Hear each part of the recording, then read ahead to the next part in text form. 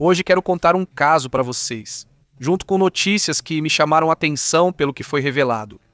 Vejam só, em 1952 houve um duplo incidente com objetos voadores não identificados. Isso está sendo revelado agora e estão dando mais informações detalhadas.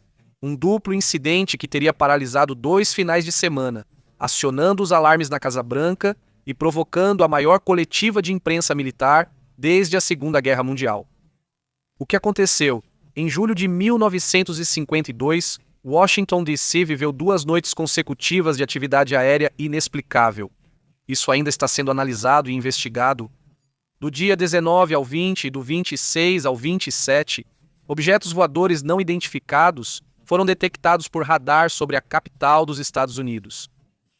Imaginem, de repente, os sistemas de radar começam simultaneamente a detectar objetos. Eles não seguiam trajetórias convencionais, alguns se moviam em velocidades extremas e faziam manobras impossíveis para a época.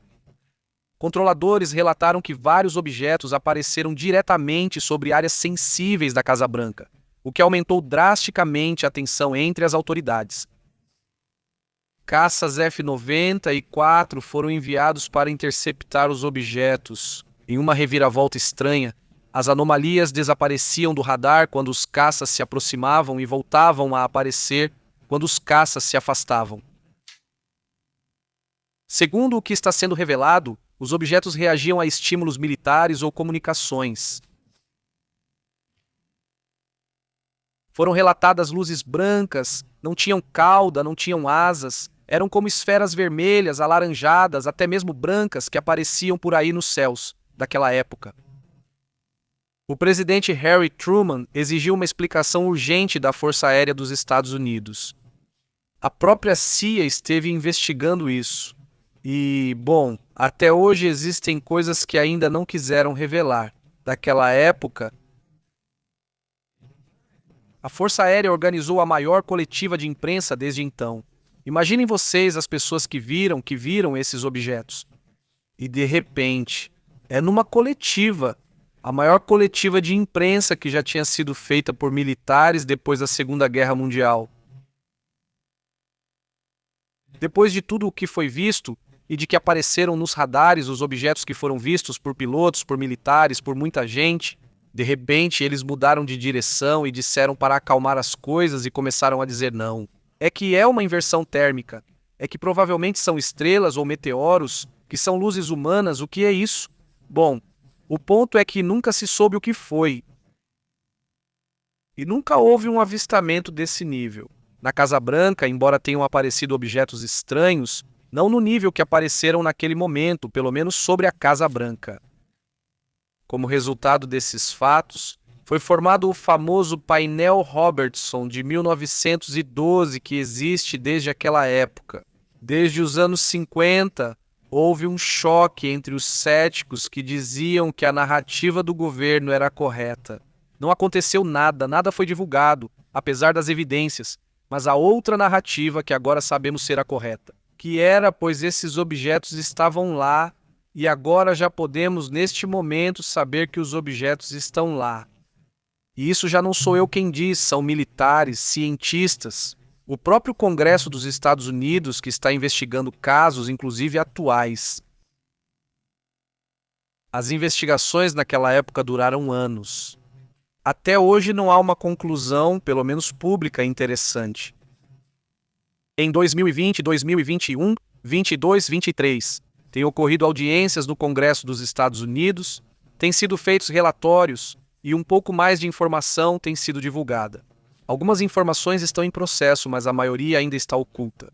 E até hoje, o caso de Washington em 1952 é um dos casos mais interessantes e mais estranhos. E não devemos esquecer que é um tema que, apesar de estar presente na mídia, também existe nos testemunhos de muitas pessoas. Muitos de vocês que nos assistem na transmissão já nos viram. E que até hoje, apesar de tantos testemunhos, ainda há pessoas que negam completamente esse tipo de caso. Bom, pelo menos aqui continuaremos aprofundando e em breve haverá mais audiências. Vamos comentar tudo o que acontecer e for dito no Congresso dos Estados Unidos. E, evidentemente, já há cada vez mais países, como Brasil, França, Inglaterra, Japão, China, que têm liberado aos poucos algumas informações. E aqui também vamos contar, comentando em detalhes para aqueles que gostam de investigar. Um pouco mais adiante está Black Bolt, onde há milhares de documentos muito interessantes. E de vez em quando eu dou uma olhada para trazer casos curiosos para vocês. Casos interessantes do que foi revelado, de documentos oficiais.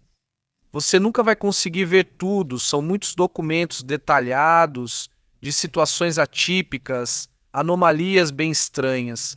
Então vamos continuar comentando aqui em detalhes, além do que vai acontecendo no dia a dia, né? Mas outro assunto que também chama a atenção, evidentemente, é o que aconteceu no Canadá. A Real Polícia Montada Canadense tem informado sobre um tiroteio enorme que aconteceu na cidade remota de Tumbler Bridge, de acordo com o que foi relatado. Vamos aos detalhes do que se sabe neste momento, mas já houve vítimas que perderam a vida nesse acontecimento. Nesse caso, deixem-me mostrar para vocês essa situação. Deixem-me ir direto ao mapa para localizar exatamente. Sinceramente, nunca ouvi falar desse lugar. Isso é na Colômbia Britânica. E agora os olhos da mídia internacional estão voltados para esse lugar remoto no Canadá. Vejam onde fica. Não está, é um lugar bastante distante, digamos, das cidades mais importantes do Canadá e fica nessa região. Olhem, aqui está, este é o aviso que aparece ali, é um aviso de alerta que o Google coloca quando algo ruim acontece. Olhem, aí está tiroteio em Tumbler, uma escola secundária, reparem só, e aí já está o alerta do Google ativado, hein? Impressionante. Vamos aos detalhes do que aconteceu. O tiroteio ocorreu em Tumbler Bridge, uma localidade remota a cerca de 1.100 quilômetros de Vancouver. O ataque começou em uma escola secundária, onde teriam morrido 7 pessoas, e depois o tiroteio continuou em uma casa próxima, onde foram encontradas mais 2 vítimas sem vida, ou seja, já são 9 até agora. Além dos 9 mortos, há 27 feridos, entre eles 2 em estado crítico e 25 com ferimentos leves. A Polícia Montada Real teria respondido imediatamente, entrando no centro educacional após um alerta de atirador ativo. Encontraram 6 pessoas sem vida e uma 7ª vítima que morreu a caminho do hospital. O suposto agressor foi encontrado sem vida. O agressor foi encontrado sem vida. Segundo as autoridades, o ferimento que ele apresentava era auto-infligido, ou seja, ele mesmo tirou a própria vida depois de cometer esse crime. O Centro de Saúde de Tumbler Bridge declarou código laranja, mobilizando todos os recursos para atender múltiplas vítimas e restringindo o acesso geral. 100 pessoas, entre elas estudantes e funcionários da escola, foram evacuadas em segurança do local dos fatos. Todas as escolas primárias e secundárias de Tumbler Bridge ficarão fechadas pelo restante da semana, como medida de precaução e luto. Que difícil esse assunto.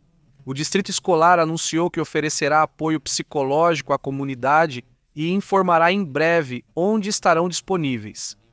O alerta de emergência foi suspenso e encerrado. A ministra de Segurança da Colômbia Britânica confirmou que não há mais suspeitos ou perigo para a população.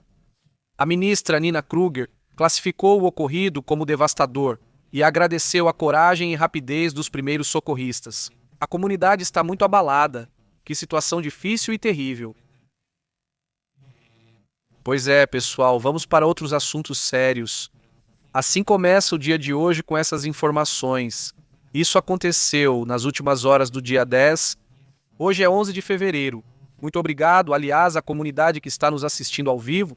Obrigado por nos acompanhar tão cedo, não é? Mas enfim, tem alguns relatos que quero trazer logo de início, pois vejam, ontem eu comentava com vocês sobre como está a situação com a Noruega. A Noruega está ligando os alertas, com a Rússia estão observando algumas coisas. Ontem quem dizia isso era o general-ministro da Defesa, que comentava sobre os riscos que vêm no futuro com a Rússia. Sobretudo porque a Noruega está muito próxima das maiores instalações nucleares que ficam na Península de Kola, no noroeste da Rússia. Lá existe uma base onde estão guardados os mísseis intercontinentais, os próprios russos. A Noruega emitiu novamente um alerta de zero tolerância. Desta vez, o primeiro-ministro Johan Gerhardstør afirma que seu país está vulnerável diante de uma situação de segurança muito séria, a mais séria desde a Segunda Guerra Mundial. O PST, que é a segurança interna, o NIS, que é a inteligência interna, e o NSM, que é a segurança nacional. Eles têm publicado um relatório anual no qual apontam que há uma série de ameaças crescentes de espionagem, sabotagem e guerra híbrida. Neste momento, algo semelhante ao que a Estônia comentou, lembram? Eu também falei aqui sobre o relatório anual de inteligência da Estônia, desta vez é da Noruega. De acordo com o documento, há um aumento da atividade de inteligência russa, especialmente na fronteira entre Noruega e Rússia, que tem aproximadamente 197 quilômetros terrestres, mas 1.750 quilômetros marítimos. E teme-se que já estejam ocorrendo sabotagens em infraestrutura energética e militar.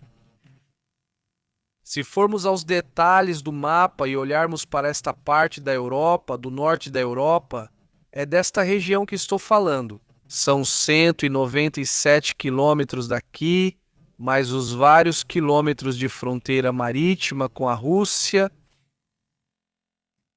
Então, evidentemente, aqui está a fronteira com a Finlândia. Toda esta fronteira é a fronteira com a Noruega, ou seja, a Noruega está ao longo de toda esta linha, esta é a fronteira, esta península, a Península de Kola.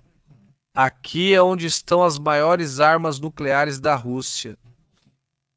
Então, aqui nessa fronteira, eles têm observado como a inteligência russa está se mobilizando, por isso há suspeitas de que algo está acontecendo por aí. Existe medo de sabotagem? Também. O relatório descreve uma guerra híbrida em expansão, espionagem e desinformação, influência estrangeira e ciberoperações que podem atacar alvos estratégicos nesse país. O PST alerta que Moscou pode tentar recrutar refugiados ucranianos na Europa. E que a Rússia, portanto, obviamente tem esse interesse pela Rússia. A Noruega não vê ameaça imediata, mas monitora de perto a expansão da China no Ártico e seus interesses e atividades de inteligência a longo prazo. Embora a China não seja vista como uma ameaça direta neste momento, com relação ao tema da Cruelândia, eles afirmam que o Ártico é uma questão que a longo prazo pode sim envolver os próprios chineses. O governo norueguês solicitou ao parlamento mais fundos para defesa e apoio à Ucrânia, justificando que a ameaça externa exige maior investimento em segurança e preparação a longo prazo. Pois bem, é isso que a Noruega alerta hoje. Por sinal, a Venezuela nega ter enviado petróleo para Israel. Caracas rejeita versões sobre uma suposta venda de petróleo ao Oriente Médio, classificando a informação como falsa. Divulgado pela Bloomberg, se não me engano. Mas enfim, eles dizem, agora a Venezuela disse que não é assim, vamos ver quem confirma isso, né? Mas de início, o governo venezuelano não reconhece essa venda. Enquanto isso, também deixem-me comentar rapidamente que está acontecendo na Secretaria de Defesa do México a compra de 10 helicópteros e drones para a Força Aérea Mexicana. O governo mexicano está fortalecendo a capacidade operacional da Força Aérea com a aquisição de helicópteros multipropósito e aeronaves não tripuladas de alcance estratégico. Segundo relatos da Base Aérea número 1, isso foi dito pelo próprio general Ricardo Trevilla e pela própria presidenta Cláudia Sheinbaum, que estiveram presentes lá. É um tema também evidentemente interessante. Não se vê de repente pouco desse tipo de movimentos e agora se lança essa informação. Outro assunto que também chamamos por outro lado, Trump. O presidente dos Estados Unidos afirma que pensa em atacar em solo latino-americano, ou seja, estaria planejando ataques contra o crime organizado dentro da América Latina. É um tema evidentemente preocupante, principalmente se eles tentarem fazer isso sem a permissão dos países, não é? Aí já seria praticamente uma invasão, afirma. Segundo ele, as substâncias ilegais, as drogas, vamos dizer, diminuíram muito, por exemplo, na questão do fentanil, etc. Ele afirma que caiu cerca de 33%. Ele diz que agora vão começar a atacar por terra, que vão se ocupar, que estão ocupando os barcos, mas que agora vão agir por terra. Não fica muito claro onde, na Venezuela, na Colômbia, no México, né? Onde eles vão tentar operar, supostamente. Até o momento, as operações do governo de Trump deixaram oficialmente 126 pessoas sem vida. Até as últimas datas. Eu acho que são mais, viu? Mas enfim, eles dizem que são 126 pessoas agora. Também houve cooperação entre os Estados Unidos e a Colômbia em operações conjuntas e interceptaram um submarino que transportava cerca de 10 toneladas de cocaína e foram detidos com 4 tripulantes na embarcação. Bem, um tema que continua sendo evidentemente importante e que foi, pois, a principal razão, supõe-se, para deter Maduro. É verdade que depois ele falou muito sobre o assunto, mas essa era a primeira razão que ele apresentava. De suposto envolvimento com o cartel dos sóis e outros assuntos, assim está a situação. Enquanto isso, vamos para outro assunto importante. Neste momento está sendo informado que estão se preparando, supostamente não, Washington para ataques militares. E o exército dos Estados Unidos estaria pronto para atacar em uma série de desdobramentos massivos com navios, bombardeiros e pessoal na região.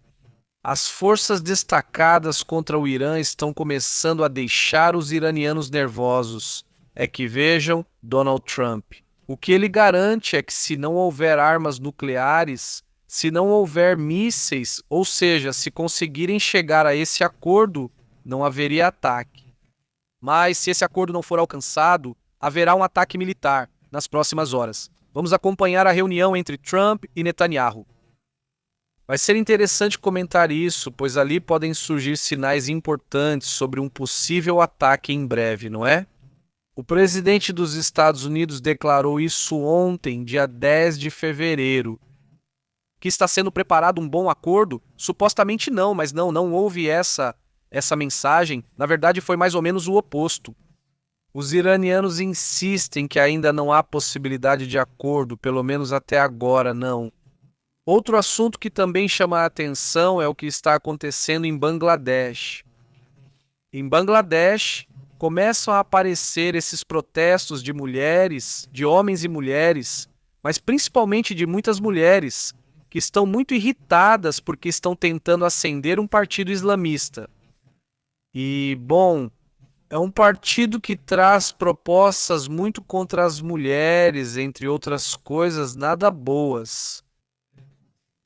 Com certeza, relatam protestos, têm rejeitado e levantado a voz contra um partido que, segundo dizem, se chama Jamaat-e-Islami, que pode ter uma quantidade de votos sem precedentes nas próximas eleições de quinta-feira.